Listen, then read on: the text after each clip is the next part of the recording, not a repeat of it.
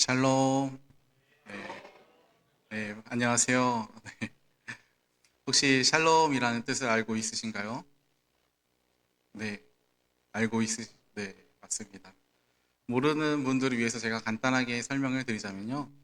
샬롬이라는 뜻은 하나님의 평강과 온전함이 당신에게 가득하기를 바란다라는 축복의 말입니다. 우리 그럼 다시 한번 옆에 분들과 함께 샬롬이라고 인사해 볼까요? 샬롬. 네, 감사합니다.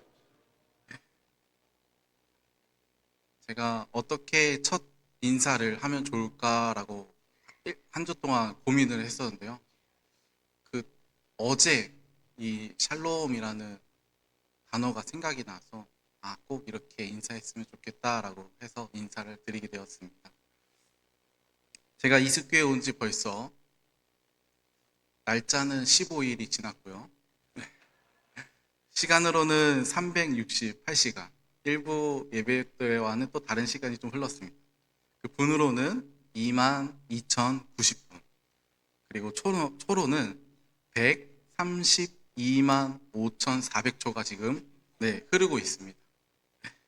제가 이 날짜와 시간과 분을 그리고 초를 말씀드린 이유는 이 시간 순간순간마다 저와 성령님께서 저와 함께 해주셨다는 사실을 고백하기 위해서 말씀을 드리는 겁니다. 성령님이 저와 동행해 주셨다는 사실을 고백하고 싶어서 이렇게 말씀을 드렸습니다. 제가 이 자리에서 이렇게 말씀을 나누게 될 줄을 사실 이렇게 빨리 찾아올 줄은 생각도 상상도 꿈도 꾸지 못했거든요. 근데 이제 하나님 앞에 서서 하나님 거룩한 부담감으로 작은 종이 부족한 종이 하나님의 부르심과 뜻하심을 따라 살아가는 제가 하나님 앞으로 나아가겠습니다 라면서 기도를 했습니다. 그런데 계속해서 하나님께서 주시는 저에게 마음은요, 자꾸 깨닫게 해주시는 마음은 이 시간, 이 날, 그리고 분, 초마다 내가 너와 함께 하고 있다라고 말씀해 주시더라고요. 그래서 사실 목사님께서 이제 해외 사역을 가시고 밤 기도회를 이제 인도를 했었는데요. 오히려 그 첫째 날 밤 기도회보다 지금 이렇게 예배 드리는 것이 뭔가 되게 편안함이 느껴집니다. 하나님께서 저를 더욱더 굳건하게 세우시고 하나님이 저와 함께 계신다는 그 믿음이, 그 사실이 저의 고백으로 드러나는 것 같습니다. 그리고 말씀을 읽고 묵상할 때마다 그 교회에 나와서 사역을 준비하는 시간마다 하나님을 생각하면서 하나님께 기도할 때마다 너와 함께 있다고 말씀해 주셨습니다. 그렇게 해서 계속해서 깨닫게 해주시더라고요. 그래서 제가 정말 좋아하는 프로그램이 하나 있어요. 그 광고하는 건 아니고요. 넷플 거기에 나오는 흑백 요리사라는, 알고 있으신가요? 네, 흑백 요리사라는 프로그램은 굉장히 지금 시즌 2도 지금 보고 있는데요. 거기에 나오는 최강록 셰프님을 알고 있으신가요? 네, 저도 굉장히 좋아하는 캐릭터입니다. 최강록 셰프님이 만든 요리를 꼭 한번 먹고 싶을 정도로 좋아하는데요. 어, 이 셰프님이 흑백 요리사에 나와서 유행된 말이 있습니다. 유명하게 된 말이 있어요. 혹시 알고 있으신가요? 제가 한번 말해보겠습니다. 잘 들으셔야 합니다. 나야 들기름. 들기름 요리를 하면서 이 최강로 셰프님이 이 들기름의 맛을 표현하고 싶어서 인터뷰 때 이렇게 이야기를 한 것이 되게 이슈가 되어서 많은 사람들이 따라하기도 했거든요. 근데 저는 이 말을 듣고 이 모습을 보는데 하나님께서 저한테 해주시는 말같이 들리더라고요. 그게 무슨 말이냐면요.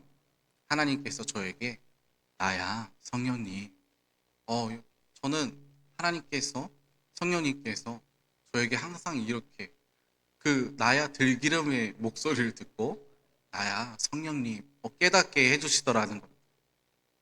그러면서 네 안에 나 있다. 네 뒤에 내가 있으니 걱정하지 말아라. 무서워하지 말라라고 계속해서 말씀해 주시더라고요. 그래서 저의 시선을 계속해서 하나님께 돌리고 하나님을 바라보게 하시고 하나님을 의지하게 해주시는 하나님께 감사하면서 계속 기도하는 시간을 그리고 하나님 앞에 서 있는 시간이 되었던 것 같습니다. 우리가 이 시간 하나님께 집중하고 하나님이 나에게 각자에게 들려주시는 계획과 뜻이 무엇인지 하나님의 말씀에 귀를 기울여 하나님의 말씀을 듣는 시간이 되길 소망합니다. 오늘 말씀은 교회와 성령님에 대해서 함께 나누려고 합니다. 오늘날 우리가 살아가는 이 현대사회는 너무나도 풍요로운 세상 속에서 살고 있습니다. 빠르게 문화는 발전해 가고 있고요. 뭐든지 우리가 원하는 대로 먹고 원하는 대로 놀고 모든 것을 다 할 수가 있어요. 그리고 얼마나 이 세상에 살아가는데 편리한지 모릅니다. 그런 동시에 문제가 있습니다. 깊은 갈등과 혼란, 그리고 영적인 공허함으로 가득 차 있음을 느낄 때가 많이 있습니다. 오늘 말씀 본문에 나오는 사도 바울이 복음을 전했던 그 시대 당시에도 지금 교회와 그 시대의 교회와 크게 다르지 않습니다. 로마 제국의 대표적인 상업 도시였던 이 고린도, 많은 문화가 발전되었고 문화의 중심이어도 이 고린도를 빼먹을 수가 없었어요. 그런 동시에 이방의 많은 우상들이 들어왔고 우상 숭배와 음란 그리고 파벌 싸움과 계층 갈등이 아주 심한 곳이었습니다. 근데 놀랍게도 이러한 그 우상이 많고 정말로 어려운 문화 속에 있는 그 도시에 교회가 세워졌습니다. 그것이 바로 고린도 교회입니다. 하지만 고린도 교회는 세상 속에서 복음으로 성장했지만 바울의 눈물의 기도와 복음으로 사랑으로 세워졌지만 안타깝게도 세상의 반식과 가치가 교회 안으로 깊이 스며들었습니다. 그래서 서로 분쟁과 갈등으로 얼룩지게 되었어요.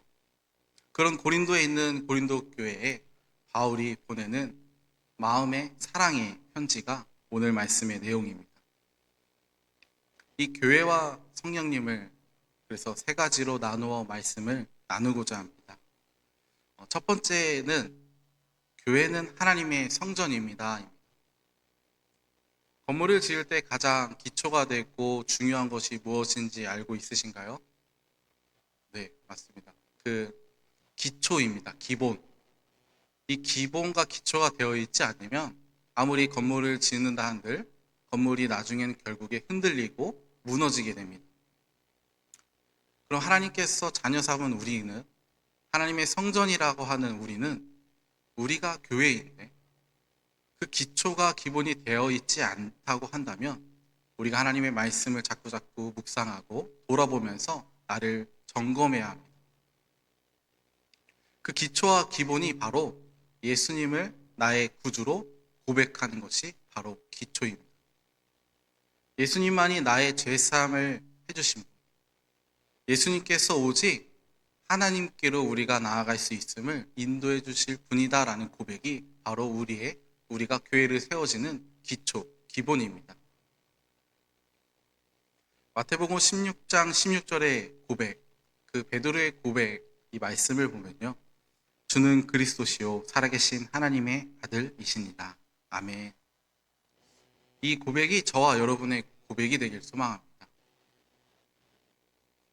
사도 바울은 너희가 하나님의 성전이라고 분명히 말해주고 있습니다. 예수 그리스도 안에서 함께 하나님께서 선택하시고 부름받은 자들이 모인 곳이 바로 교회 공동체라는 것을 의미합니다. 즉 교회는 우리가 알고 있는 건물을 뜻하는 것은 아닙니다. 물론 그 건물을 뜻하는 것도 틀린 말은 아닙니다. 하지만 하나님께서 속한 사람들, 예수님을 나의 구주로 믿는 사람들이 모인 곳이 그 공동체가 바로 교회입니다. 그리고 그들 가운데 함께 하시는 하나님, 예수님, 성령님이 계시는 그곳이 바로 교회입니다. 구약시대의 교회를 한번 생각해 볼까요? 그때에는 하나님을 만나려고 한다면 성소 들어가고 지성소를 들어가야 했습니다. 그럼 그곳에는 목숨을 걸어야 하나님을 만날 수가 있었습니다. 하나님을 만나는 그 자체가 죽을 수도 있다는 얘기였죠. 아무나 함부로 들어갈 수 없었고 아무나 함부로 그곳을 대할 수도 없었습니다. 그러나 예수님께서 이 땅에 오심으로 하나님께서는 그 모든 것들을 더 자유롭게 바꿔주셨습니다. 우리가 이렇게 예배를 드릴 수 있는 이유도 하나님의 사랑과 하나님의 계획이시고 우리가 예수님의 그 놀라운 십자가의 사랑으로 인해서 하나님을 더욱더 가까이 할 수 있다는 고백입니다.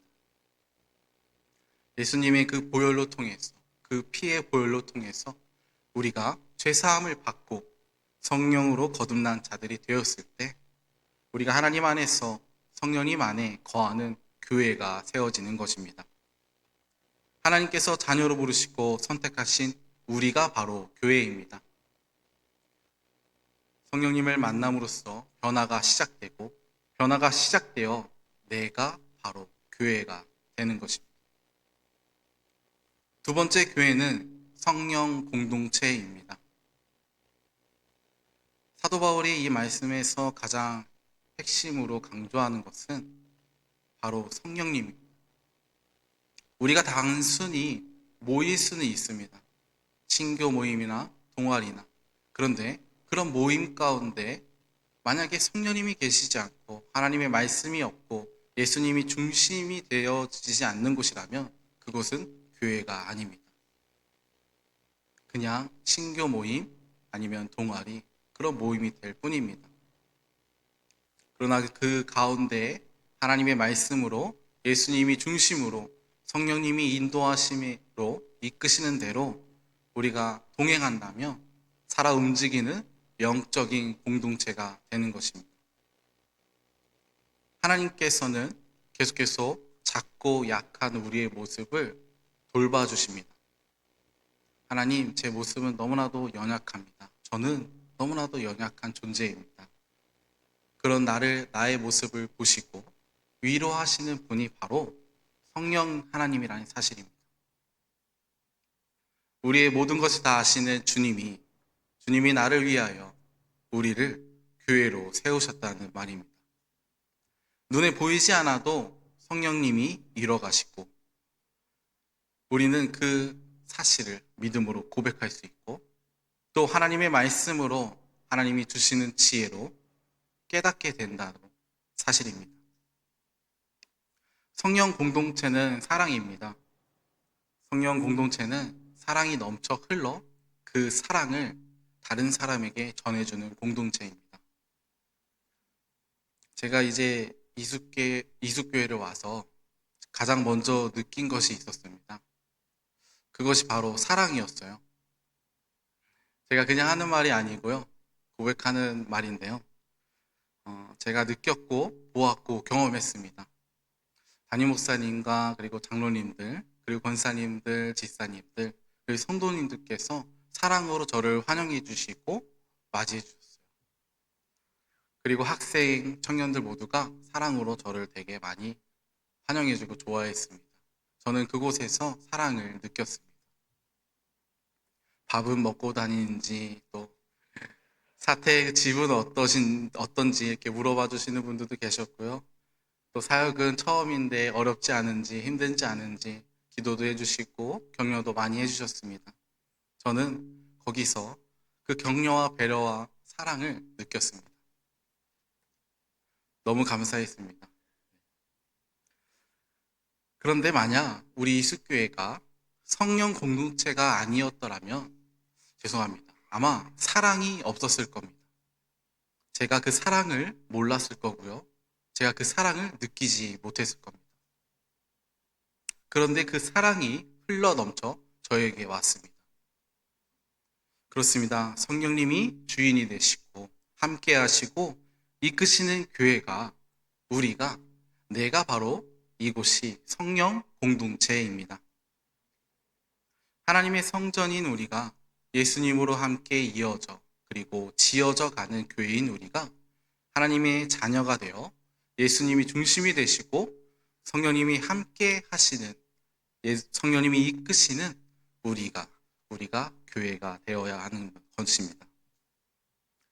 사랑이 흘러 넘치는 교회, 생명의 삶이 예배가 되고 예배가 삶이 되는 교회. 봉사는 행복과 기쁨이 되는 교회. 하나님의 말씀에 순종함으로 능력이 되는 교회. 우리 이숙교회가 하나님의 성전이 되어 예수님이 중심이 되어 성령님이 이끄시는 교회가 우리가 되길 소망합니다. 혹시 이제 들어오시면서 로비에 있는 나에게 이숙교회란 보셨죠? 혹시 작성을 하셨나요?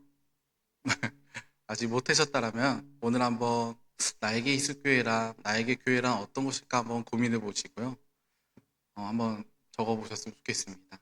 그래서 저는 이렇게 적으려고 합니다. 제가 이제 15일이 지났는데 계속 고민했어요. 이숙교회란 나에겐 어떤 곳일까? 그래서 이렇게 적으려고 적었습니다. 나에게 이숙교회란 사랑이다. 왜냐하면 또 다른 사랑을 깨닫게 해준 곳이기 때문이다. 이렇게 적었습니다. 오늘 다시 한번 교회란 무엇인지, 이숙교회란 나에게 어떤 곳인지 나를 점검하고 돌아보며 내가 교회가 되는 시간이 되었으면 좋겠습니다. 20세기 세계적인 복음 전도자였던 빌리 그레암 목사님을 알고 있으신가요? 이 목사님은 대규모 전도 집회를 준비하면서 종종 이런 말씀을 하셨다고 합니다. 이 집회가 성공하는지는 얼마나 많은 사람이 모이는가, 혹은 프로그램이 얼마나 훌륭한가에 달린 것이 아니라 성령님께서 정말 이 자리에 임재해 계시느냐에 달려 있습니다. 그러자 한 기자가 이렇게 물었습니다. 목사님, 이렇게 많은 사람이 모이는 것을 보면 긴장되지 않으십니까? 하고 묻자 그레암 목사님은 이렇게 대답했습니다. 만약 이것이 제 힘으로 하는 집회라면 두렵겠지만 이 집회는 하나님께서 친히 임재하시는 집회입니다. 성령님께서 역사하시면 사람들은 변화될 것입니다. 실제로 그는 집회 전날 밤 텅 빈 스타디움에 홀로 무릎을 꿇고 주님, 여기는 건물이지만 내일은 하나님의 성전이 되게 하소서라고 간절히 기도했다고 전해집니다. 성령님이 임하시자 그 장소는 하나님의 성전이 되었고 수많은 영혼이 회개하고 새 생명을 얻는 놀라운 역사가 일어났습니다. 그래서 저도 빌레그람 목사님을 한번 따라해 보았습니다. 어젯밤 이곳에 와서요, 하나님 앞에 서서 기도도 하고요, 이렇게 여기도 서보고 저기 연습도 해보고 이렇게 본당을 걸어가면서 하나님께 기도를 했습니다. 하나님 다 아시죠? 주님 제 마음 다 아시죠? 이렇게 찬양하면서 또 기도하면서 하나님 앞에 준비했었는데요. 그 가운데 하나님께서는 계속해서 나야 성령님 라고 말씀해 주시면서 계속 저 가운데 제 삶 가운데 역사하심을 고백하게 하시더라고요. 예수님 사랑합니다. 예수님의 이름에는 구원이 능력이 있음을 고백합니다. 이렇게 계속해서 고백하게 하시더라고요.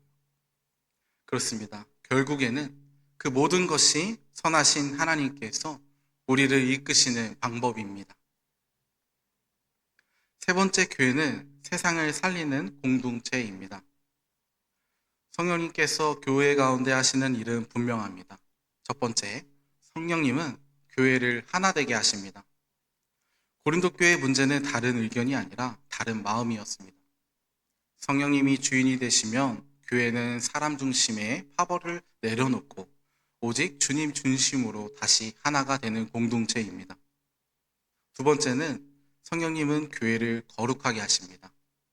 성전에는 구별됨이 있습니다. 성령님은 죄를 가볍게 여기지 않게 하시고 회개하시며 다시 거룩한 길로 돌이키게 하십니다. 성령님은 교회를 살아 움직이게 하십니다. 예배가 형식이 아니라 생명이 되고 봉사가 의무가 아니라 기쁨과 행복이 되고 말씀이 순종이 짐이 아니라 능력이 됩니다. 말과 지식보다 하나님이 주시는 지혜로 성령님의 인도하심으로 나타내는 예수님을 드러내는 삶이 하나님께서는 더 기뻐하는 삶이라는 사실을 잊지 않은 우리 모두 교회가 되길 소망합니다. 요한복음 1장 12절의 말씀을 보면요, 영접하는 자, 곧 그 이름을 믿는 자들에게는 하나님의 자녀가 되는 권세를 주셨으니. 아멘. 예수님을 믿는 순간 우리는 하나님의 자녀가 됩니다. 권세, 가족이 된다는 것이죠. 하나님의 사랑과 놀라운 계획에는, 그 조건 없는 사랑에는 우리가 그 받은 사랑을 가지고 복음을 전해야 한다는 것입니다. 교회는 복음을 통해서 하나님의 자녀가 생기는 곳입니다. 만약 하나님의 자녀가 생기지 않는 교회라면 다시 한번 돌아보고 점검해 볼 필요가 있다는 것입니다. 그러므로 우리는 복음을 전하고 하나님 앞에서 기도하며 예수님을 중심으로 함께 지어져 가는 교회가 되어야 합니다. 요한복음 14장 6절의 말씀입니다. 내가 곧 길이요 진리요 생명이니 나로 말미암지 않고는 아버지께로 올 자가 없느니라. 아멘. 예수님이 곧 우리의 생명, 곧 길, 진리이십니다. 이 진리를 알면 죄를 깨닫게 되고, 그리고 예수님을 우리를 구원자, 구세주, 나의 주로 고백하게 됩니다. 저는 고등학교 때 별명이 감사하게도 예수쟁이였습니다. 그런데 사실 그 별명이 너무 싫었습니다. 듣기 싫었어요. 친구들이 저한테 그런 별명을 해주는데도 불구하고 그때는 그 소리가, 그 예수쟁이라는 별명이 너무 어려웠습니다. 왜냐하면 친구들이 토요일 날 놀러 가자, 일요일 날 놀러 가자라고 이렇게 얘기를 해도 저는 항상 교회 가야 돼. 토요일 날 교회 가야 돼. 주일 교회 가야 돼. 아침부터 가야 돼. 저녁에도 가야 돼. 가서 임원회 해야 돼. 가서 뭐 놀아야 돼. 뭐 무조건 저는 교회였어요. 그래서 친구들이 그래서 저를 이해를 하지 못하더라고요. 왜 교회 가서 도대체 뭘 하길래. 그래서 제가 뭐 같이 따라가와 같이 가자라고 이야기할 수 있는데도 불구하고 저는 오히려 교회를 다닌다는 사실을 숨겼습니다. 예수님을 전할 수 있는데도 불구하고, 예수님을 믿는 자녀라고 고백하는데도 불구하고 친구들에게는 사랑을, 그 복음을, 예수님을 전하지 못했어요. 요즘 많이 연예인들을 보면은 부캐와 본캐를 나누어서 이야기를 많이 하는데요. 어쩌면 저도 그때 본캐와 교회의 모습과 부캐인 학교의 모습이 달랐던 것 같아요. 근데 항상 하나님께서, 예수님께서 보여주시고 말씀하신 이 말씀을 다시 읽게 하시고 묵상하게 하시고 깨닫게 해주신 사실은 오직 예수님만이 나를 변화시킬 수 있다는 사실이었습니다. 이제는 그 친구들에게 자신 있게 이야기할 수 있습니다.